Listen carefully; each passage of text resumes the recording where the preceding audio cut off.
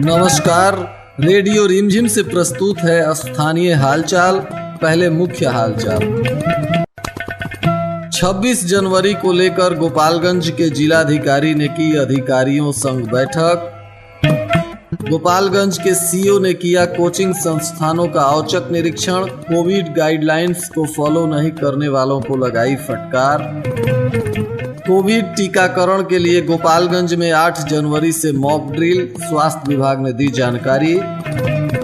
7 निश्चय में लापरवाही बरतने वाले कर्मी व जनप्रतिनिधियों पर गिरेगी गाज। बैकुंठपुर में अनियंत्रित ट्रक ने पति पत्नी को रौंदा, मौके पर दोनों की मौत, लोगों ने किया था सड़क जाम। स्थानीय हालचाल के इस अंक के साथ मैं अनिकेत मिश्र। अब हालचाल विस्तार से। गोपालगंज के जिलाधिकारी डॉक्टर नवल किशोर चौधरी ने आज अधिकारियों के साथ बैठक कर 26 जनवरी को होने वाले गणतंत्र दिवस कार्यक्रम को सफल बनाने के लिए अधिकारियों को निर्देश दिए, जिसमें उन्होंने कहा कि कोरोना को ध्यान में रखते हुए स्कूली बच्चों का कार्यक्रम रद्द किया जाएगा, प्रभात फेरी भी रद्द की जाएगी। साथ ही सोशल डिस्टेंसिंग का पालन करते हुए झंडोत्तोलन का कार्यक्रम किया जाएगा और सरकार द्वारा जारी कोविड के गाइडलाइंस को पूर्ण रूप से फॉलो किया जाएगा। इस बैठक में जिलाधिकारी के साथ सभी वरिष्ठ पदाधिकारियों और पुलिस विभाग के पदाधिकारियों से विचार विमर्श करते हुए यह निर्णय लिया गया। इसके साथ ही आज जिलाधिकारी द्वारा बैकुंठपुर प्रखंड कार्यालय का औचक निरीक्षण किया गया, जिसमें प्रखंड कार्यालय के साफ सफाई को लेकर सख्त आदेश दिया गया तथा जिलाधिकारी ने ब्लॉक कोऑर्डिनेटर संजीव कुमार सिंह का वेतन अगले आदेश तक रोक दिया है। क्यों रोका गया है, इसका अभी तक कोई आधिकारिक बयान नहीं आया है।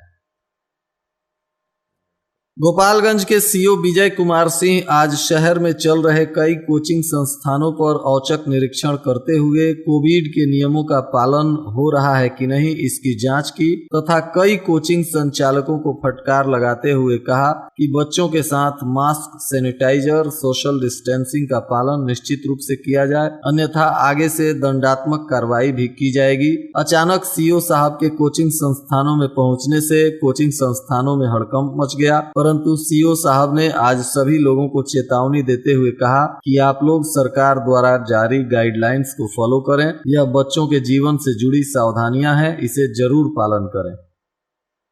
वैश्विक महामारी कोरोना के नियंत्रण के लिए जिले में टीकाकरण का कार्य किया जाना है। इसको लेकर 8 जनवरी को मॉक ड्रिल का आयोजन किया जाएगा। कोविड टीकाकरण के सफल मॉक ड्रिल को लेकर राज्य स्वास्थ्य समिति के द्वारा ऑनलाइन प्रशिक्षण दिया गया। प्रशिक्षण के दौरान टीकाकरण स्थल पर क्या तैयारियां होनी चाहिए, कौन कौन सा उपकरण, लॉजिस्टिक की आवश्यकता है, कितने कर्मचारियों की आवश्यकता होगी, इन सभी बातों को विस्तार से बताया गया। स्वास्थ्य कर्मियों को बताया गया कि वैक्सीन लगने से क्या क्या सावधानियां उन्हें बरतनी है और वैक्सीन लगने से उन्हें क्या क्या प्रभाव हो सकते हैं, उन लक्षणों की भी जानकारी दी गई। वैक्सीन लगने से किसी भी मरीज को आधे घंटे तक उल्टी, दस्त, बुखार आदि या घबराहट हो सकती है। इसके लिए चिकित्सकों की देखरेख में आधे घंटे तक जिस व्यक्ति को वैक्सीन लगाई जाएगी उनको रखा जाएगा। सभी कर्मियों को पूरी तरह से तैयार रहने का निर्देश दिया गया है। जिले में 3 जगहों पर ड्राई रन का अभ्यास होगा। सदर अस्पताल गोपालगंज के ट्रेनिंग सेंटर में, दूसरा सामुदायिक स्वास्थ्य केंद्र कुचायकोट में और तीसरा अतिरिक्त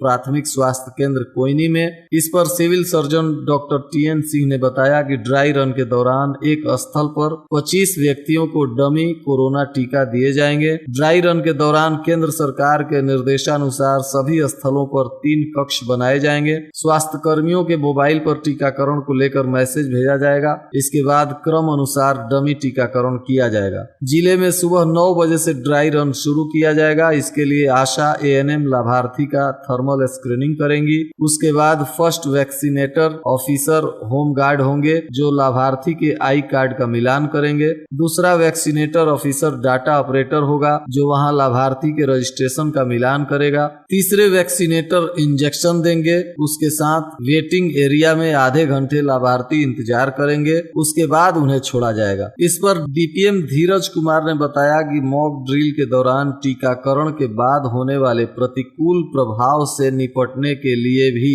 स्टाफ को ट्रेनिंग दी जाएगी। साथ ही इससे निपटने के लिए बनाए गए कॉल सेंटर का परीक्षण भी किया जाएगा। ड्राई रन की निगरानी जिला के कलेक्टर द्वारा की जाएगी। पंचदेवरी प्रखंड सभागार में सभी जनप्रतिनिधि, पंचायत सचिव व कार्यपालक सहायकों की बैठक आयोजित की गई। इसकी अध्यक्षता कर रहे बीडीओ मनीष कुमार श्रीवास्तव ने प्रखंड अंतर्गत चल रही 7 निश्चय योजना के तहत नल जल, नली गली, कबीर अंत्योष्टि योजना को 100% धरातल पर उतारने को लेकर आवश्यक दिशा निर्देश दिए। बीडीओ ने कहा कि सभी पंचायतों में चल रही विभिन्न योजनाओं को ससमय पूर्ण करें। 7 निश्चय योजना के अंतर्गत नल जल, नली गली योजना के कार्यों को समय से पूर्ण नहीं किया तो संबंधित वार्ड क्रियान्वयन समिति पर सख्त कार्रवाई की जाएगी। वहीं उन्होंने मृत व्यक्तियों के लिए परिजनों को दिए जाने वाले कबीर अंत्योष्टि योजना में शिथिलता बरतने वाले कर्मियों पर कार्रवाई करने की बात कही। इस दौरान बीडीओ ने 9 पंचायतों के प्रतिनिधि, पंचायत सचिव एवं कार्यपालक सहायकों को योजनाओं की पूर्णता के लिए हर संभव प्रयास करने का निर्देश दिया। जिले के बैकुंठपुर थाना क्षेत्र के बनकटी गांव के समीप मोहम्मदपुर मशरख NH 90 मार्ग पर एक अनियंत्रित ट्रक ने शौच करने जा रहे पति पत्नी को रौंद दिया, जिसमें घटना स्थल पर ही दोनों की मौत हो गई। इस बीच ट्रक चालक ट्रक लेकर फरार हो गया। इस घटना के बाद आक्रोशित ग्रामीणों ने NH 90 सड़क को जाम कर दिया। घटना की सूचना पाकर बैकुंठपुर के थानाध्यक्ष प्रशांत कुमार, अंचल पदाधिकारी राकेश कुमार दुबे, बीडीओ अरविंद कुमार गुप्ता घटना स्थल पर पहुंचे तथा सड़क को जाम कर रहे स्थानीय लोगों को समझा बुझाकर सड़क जाम खुलवाया। घटना के संबंध में स्थानीय लोगों ने बताया कि महुआ गांव निवासी फूल मोहम्मद मियां एवं उनकी पत्नी फातिमा खातून शाम के वक्त शौच के लिए जा रहे थे।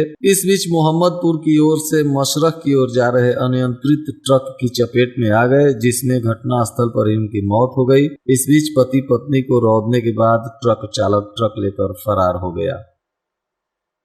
कटिया नगर पंचायत के संविदा कर्मी वेतन वृद्धि सहित अपनी 3 सूत्री मांगों को लेकर नगर पंचायत कार्यालय के बाहर अनिश्चितकालीन धरने पर बैठे हुए हैं। संविदा कर्मी अपनी मांगों को लेकर नगर कार्यपालक पदाधिकारी और मुख्य पार्षद को लिखित आवेदन देकर अपनी मांग रख रहे हैं, जिसमें संविदा कर्मियों की पहली मांग उनको नियमित किया जाए, दूसरा उनका वेतनमान 16,000 से 18,000 किया जाए एवं तीसरा नगर पंचायत कर्मियों को पदोन्नति एवं मानदेय, समय पर वेतन वृद्धि और भुगतान में समानता लाया जाए। वहीं संविदा कर्मियों का आरोप है कि नगर पंचायत हमसे कार्य कराता है, लेकिन हम लोगों को दैनिक मजदूरी भी समय से नहीं मिल पाता है, जिससे भूखमरी की स्थिति उत्पन्न हो जाती है। बता दें कि कटिया नगर पंचायत कार्यालय में कुल 10 लोग संविदा पर कार्यरत हैं, जो अपनी 3 सूत्री मांगों को लेकर धरने पर बैठे हुए हैं। सफाई निरीक्षक रोहित चौबे ने बताया कि सरकार द्वारा हम लोगों को बार बार आश्वासन दिया जाता है, परंतु कोई ठोस कदम नहीं उठाया जाता है, जिसके कारण हम लोगों ने निर्णय लिया है कि हमारी मांगों पर कोई ठोस आश्वासन या कार्रवाई नहीं की जाती है,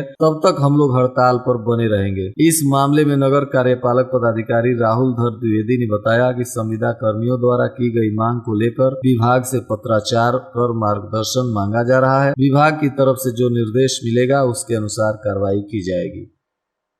जूम ऐप के माध्यम से अपर मुख्य चिकित्सा पदाधिकारी ने की परिवार कल्याण कार्यक्रम की समीक्षा, जिसमें मिशन परिवार विकास अभियान को सफल बनाने के लिए माइक्रो प्लान बनाने का निर्देश दिया तथा सास बहू सम्मेलन कराने का भी निर्देश दिया, जिसमें कहा गया कि इस बैठक में महिलाओं के साथ साथ किशोरियों को भी शामिल किया जाए और परिवार नियोजन के बारे में जानकारी दी जाए। इसके लिए प्रशिक्षित स्टाफ, नर्स, ANM सभी लोग आगे आकर जागरूकता फैलाएं। मिशन परिवार विकास अभियान के तहत प्रथम चरण में 14 से 20 जनवरी तक दंपति संपर्क सप्ताह का आयोजन किया जाएगा। इस आयोजन में आम जन में जागरूकता के लिए प्रचार प्रसार किया जाएगा। इसमें यह जानकारी दी जाएगी कि सही उम्र में शादी और शादी से कम 2 साल बाद पहला बच्चा, 2 बच्चों में कम से कम 3 साल का अंतर तथा ऑपरेशन में पुरुषों की भागीदारी भी सुनिश्चित हो। सभी रेफरल अस्पतालों को निर्देश दिया गया कि सही समय पर परिवार नियोजन सामग्री का उठाव करें और उसका वितरण करें। साथ ही सदर अस्पताल के स्वास्थ्य प्रबंधक को निर्देश दिया गया कि 2 दिनों के अंदर सदर अस्पताल कैंपस में कम से कम 10 कंडोम बॉक्स लगाए जाएं तथा एक व्यक्ति को जिम्मेदारी दी जाए कि वह प्रत्येक दिन कंडोम बॉक्स को रिफिलिंग करना सुनिश्चित करे। इस सभी मुद्दों पर गोपालगंज के स्वास्थ्य विभाग से जुड़े सभी अधिकारियों के साथ बैठक करते हुए अपर मुख्य चिकित्सा पदाधिकारी ने निर्देश दिया और स्वास्थ्य विभाग को चुस्त दुरुस्त करने की रणनीति बनाई।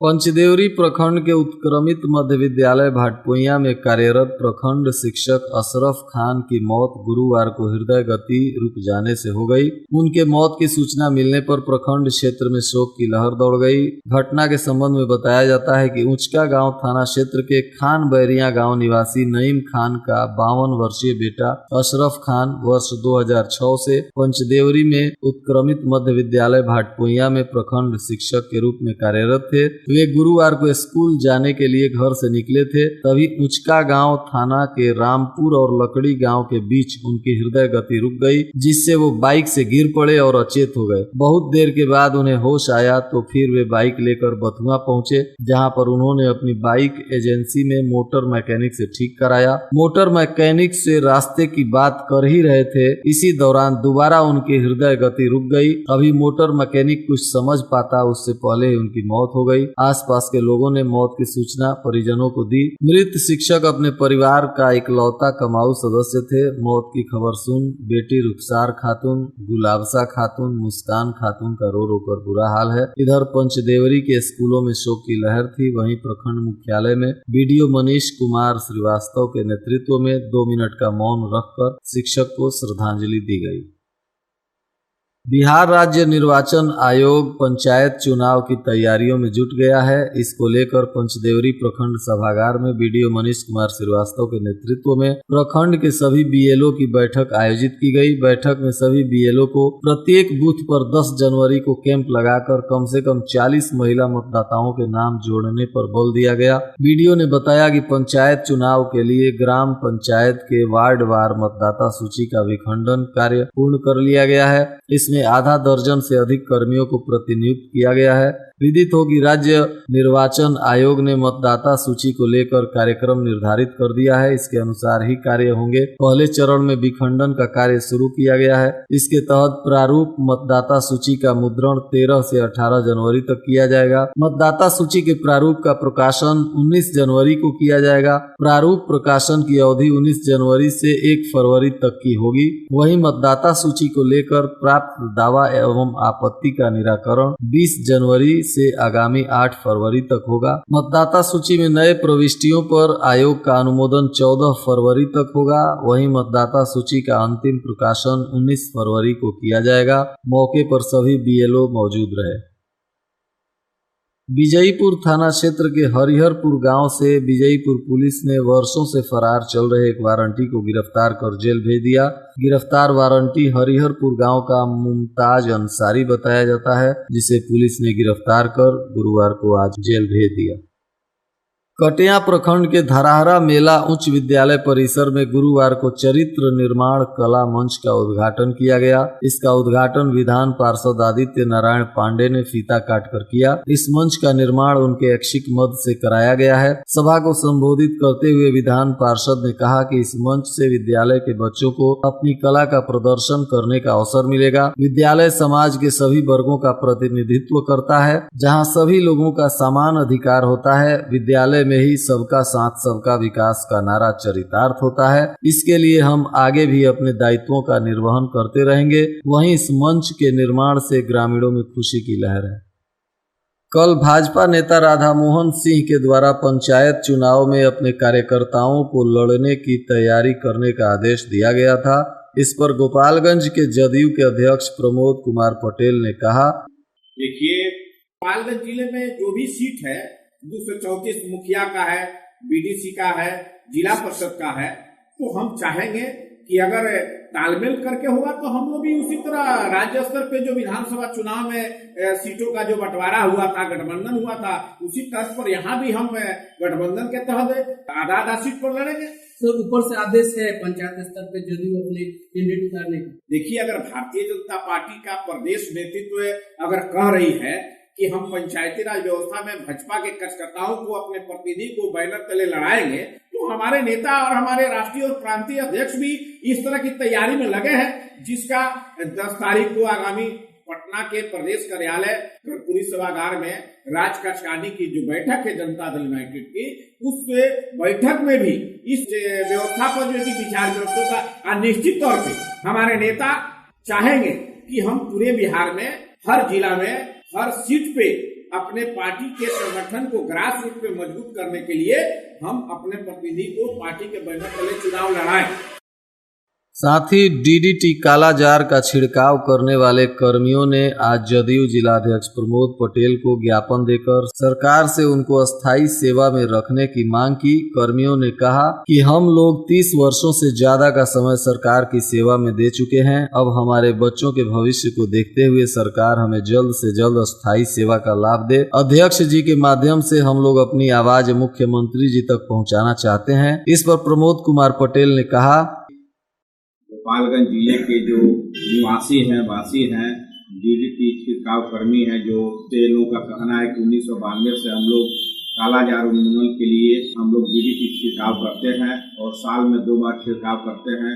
विभाग के द्वारा, सिविल सर्जन के द्वारा, मलेरिया पदाधिकारी के द्वारा हम लोग को साल में 2 बार लगाया जाता है। डेली विजेज पर हम लोग को जो है कि पैसा मिलता है। लेकिन हम लोग 30-32 वर्ष से काम करते हैं, तो हम लोग को भी अस्थायी होना चाहिए। इन लोगों का डिमांड है कि इन लोग की संख्या लगभग 800-900 के करीब है। इन लोग का है कि हम लोग का अस्थायी होना चाहिए और इसलिए आज ये लोग हाईकोर्ट में भी अपील किए, फिर गोपालगंज डीएम साहब से भी मिले हैं, पूर्व के जो भी डीएम मिले हैं। तो आज इन लोगों को लगा कि जदयू जिला कार्यालय में चलेंगे, सत्तारूढ़ दल के जो जिला अध्यक्ष हैं उनसे मिलेंगे और हम इन लोग को लगेगा कि सरकार के माध्यम से हम लोग का कल्याण हो जाएगा। तो हम इन लोग का ज्ञापन लिए हैं, 3 सूत्री ज्ञापन इन लोग का है। आज ये कई दर्जन के संख्या में प्रतिनिधि मंडल इनके आए हैं। हम इन लोग का स्वागत करते हैं, अभिनंदन करते हैं और इन लोग का ज्ञापन लेते हुए हम इन लोग को आश्वासन दिए हैं कि हम 10 तारीख को माननीय मुख्यमंत्री जी की उपस्थिति में जनता दल की राज्य कार्यकारिणी की बैठक है, उस बैठक में हम इन लोग के मुद्दा को जो है कि जनहित के रूप में गोपालगंज जिला से उठाएंगे, मुख्यमंत्री जी के समक्ष रखेंगे और उधर से लौटने के बाद जो अभी वर्तमान में नए जिला पदाधिकारी आए हैं उनसे भी मैं मिलूंगा और इन लोग के समस्या को रखूंगा, रखकर इनका समस्या का समाधान हो, इन लोग को अस्थायी रूप से नौकरी मिल सके, इसमें हम पहल करेंगे। बिहार सरकार, माननीय मुख्यमंत्री नीतीश कुमार जी रात दिन तो रोजगार देने के काम में लगे हुए हैं। इन लोग के हर क्षेत्र में, हर विभाग में रोजगार और स्वरोजगार और जो है कि देने का काम किया जा रहा है, बहाली और नियुक्ति का सब निकल रहा है। तो इन लोगों का भी कल्याण होगा। हम बात करेंगे माननीय मुख्यमंत्री से और जिला पदाधिकारी से। और आज के मौसम का तापमान गोपालगंज में न्यूनतम 12 डिग्री सेल्सियस और अधिकतम 27 डिग्री सेल्सियस रहने की संभावना है। अंत में मुख्य हालचाल एक बार फिर। 26 जनवरी को लेकर गोपालगंज के जिलाधिकारी ने की अधिकारियों संग बैठक। गोपालगंज के सीईओ ने किया कोचिंग संस्थानों का औचक निरीक्षण। कोविड गाइडलाइंस को फॉलो नहीं करने वालों को लगाई फटकार। कोविड टीकाकरण के लिए गोपालगंज में 8 जनवरी से मॉक ड्रिल, स्वास्थ्य विभाग ने दी जानकारी। 7 निश्चय में लापरवाही बरतने वाले कर्मी व जनप्रतिनिधियों पर गिरेगी गाज। बैकुंठपुर में अनियंत्रित ट्रक ने पति पत्नी को रौंदा, मौके पर दोनों की मौत, लोगों ने किया था सड़क जाम। इसके साथ ही रेडियो रिमझिम से प्रसारित स्थानीय हालचाल का यह अंक समाप्त हुआ। नमस्कार।